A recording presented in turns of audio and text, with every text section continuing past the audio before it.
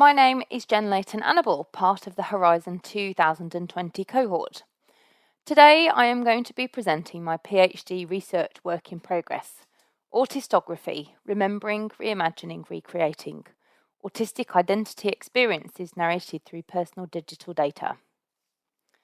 The presentation running order will include a short introduction about me, my proposed supervision team, and my industry partner, the research gap I am investigating, my research question objectives and outputs, a short overview of the literature review I have conducted so far, an update on the progress of my work, an overview of my methodologies and a request for your help in this area, ethical and responsible research and innovation issues, and finally how you can contact me and keep up to date with my work. I am an autism studies academic who has experience in many of the areas I am researching. It was these that have directed the course of my studies over the last 3 years and my main motivator for beginning this PhD. In a past life, I developed significant experience working in digital marketing, creating digital experiences and products for some well-known brands in fast-moving consumer goods, hospitality and retail. I've studied fashion design at undergraduate level, then a mental health recovery and social inclusion Masters of Science. Most recently, I've worked as a trainer and consultant in health and social care with specific expertise in autistic adults who are late diagnosed, autistic women, and the mental health of autistic people. I use my experience and autistic difference academically and professionally to inform the work that I do. It is important both to me and my research.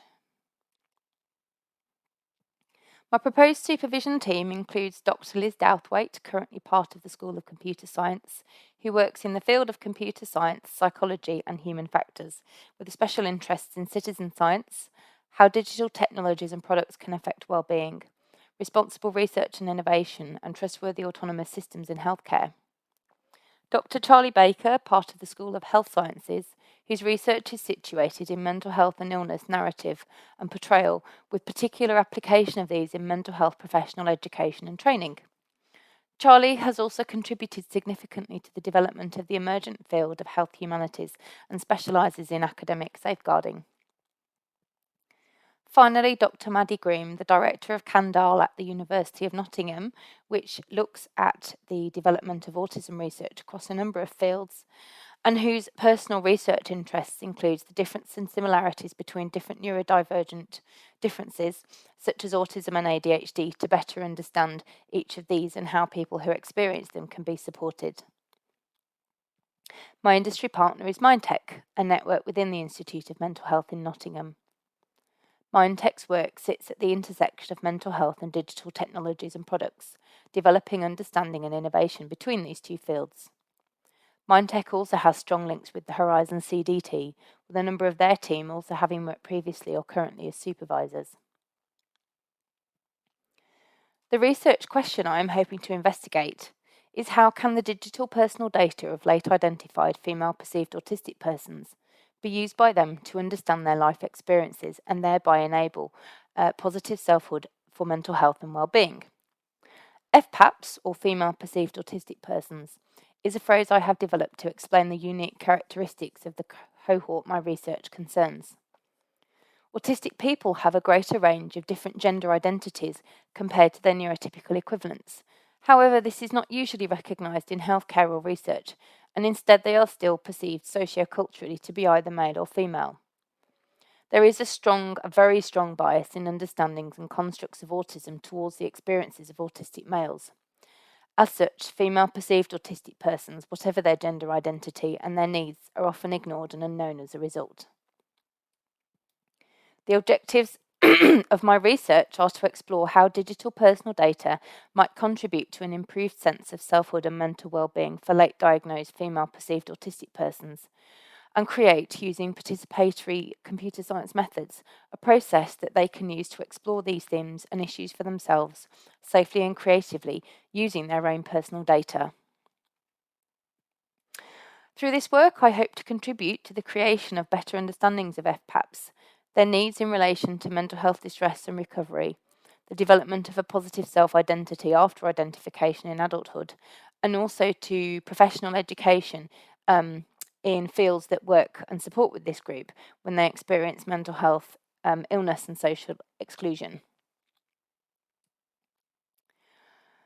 My initial literature review is examining current knowledge at the junction of computer science and critical autism studies, which is an emerging discipline which uses autistic experiences as an ontological and epistemological stance through which to examine research from a critical studies perspective, as feminism, post-colonialism and disability studies have done previously.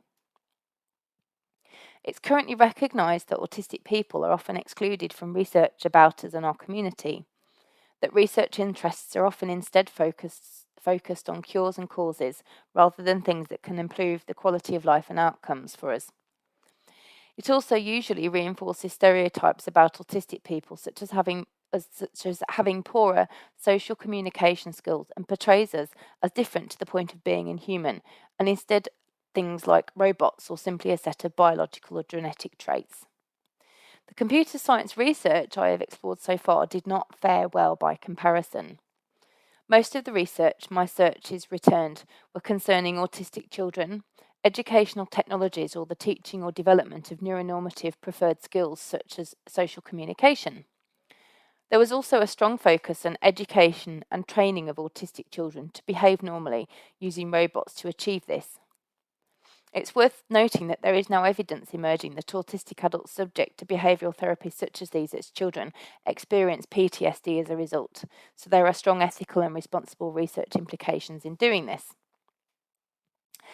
There is very little input from autistic people or representation of their needs or voice in the research I encountered. Where personal digital data was used, it was typically scraped from the blogs or social media content of autistic people and interpreted by neurotypical academics, with significant implications for consent and the introduction of bias because of this. Much of the language used was still medically or clinically situated, describing people as having autism spectrum disorders, even when the subject of the research did not relate to these areas. There are many different ways to describe autistic people, however, there appears to be little awareness of these in the computer science research community at the moment. There was, however, a small number of papers that demonstrated a very positive awareness of critical autism studies as a stance, and the essential need to include the voice and perspectives of autistic adults in computer science research, which was very heartening to see, but I would say that there is still quite a lot of work to do. Moving on to my methodologies, I anticipate these will be qualitative with a strong focus on making them participatory and transformative. I will aim to involve FPAPs at every stage of the project, from its scoping through to data collection, interpretation, analysis and dissemination. I have decided to include autoethnography as a research practice that will accompany and run alongside all the others that I will use. These other methods will include a strong focus on computer science and human factors methods such as user journey mapping, persona development and ideation cards. There will be a strong focus on image or non-language based methods in the first instance, as autistic people can struggle with language or verbal information processing, so these should make the research process more accessible to my participants. I'm currently looking to increase my understanding of different research methods in these fields, so if you have any suggestions or comments relating to what I propose for my methodologies, please add them in the comments on the Teams channel. So far, I am happy with the progress of my project. I have secured 2 publication opportunities which have helped to develop my thinking and research practice. The first was an autoethnographic piece exploring my neurodiverse and mad identities in relation to my experience of the mental health system in the UK. I'm also co-writing an entry of the Encyclopedia of Health Humanities with my supervisor, Dr. Charlie Baker. In April 2020, the month I made this recording, I completed training in the Maastricht interview, one of the original inspirations for my research, which has challenged medicalised construct of hearing voices over the last 25 years. My pilot project, which has just received ethical approval, will inquire through autoethnography about the use of personal digital data as a route to meaning making for a female perceived autistic person, whilst identifying ethical issues and potential vulnerabilities in my work before I involve other participants. My placement with Mindtech involves a collaboration between them and the National Museum of Justice in Nottingham, which will use Twitter to explore how people have used different processes, things and experiences to maintain their sense of identity and well-being during the coronavirus pandemic. Finally, on to responsible research and innovation and ethical considerations. So the first one I need to think about is, given the prevalence of trauma, mental health distress and social exclusion among autistic people, an awareness of research participants' need for support, and I include myself in this, is really important. This is at the same time as not assuming vulnerability simply because they are autistic, which also seems to be a trend in research generally about autistic people rather than just occurring in the field of computer science.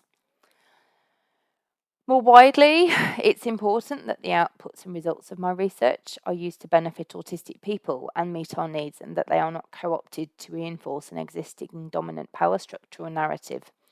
This is particularly important in the research as it's used to inform mental health policy and practice, because these fields have a history of co-opting ideas and developments that have grassroots origins, such as peer support and mental health recovery concepts, and just enveloping them in the existing structures that occur in psychiatry and the mental health system generally, and are not used to meet the needs of service users and people who experience distress. Similarly, the confidentiality and privacy of future users of products or processes developed from my research is paramount. Contributions of digital data and explorations of personal narratives and life experiences may well include sensitive topics that the participant would not want shared widely, but may wish to share with certain people at certain times. A graduated approach to sharing these and any outcomes that occur for the individual from the processes that I develop must be inherent in their design. Finally, although I recognise the strength that my personal experience can bring to my work, it is also important that I continually reflect on its influence to ensure that this does not introduce bias or the potential for me to miss important insights. This is a reflective process that is ongoing and which has already been useful at this developmental stage of my work, so it's one I intend to continue with. So, that concludes my presentation today. Thanks for getting this far if you have, and if anything you've seen is of interest or you would like more information, please reach out to me at these places.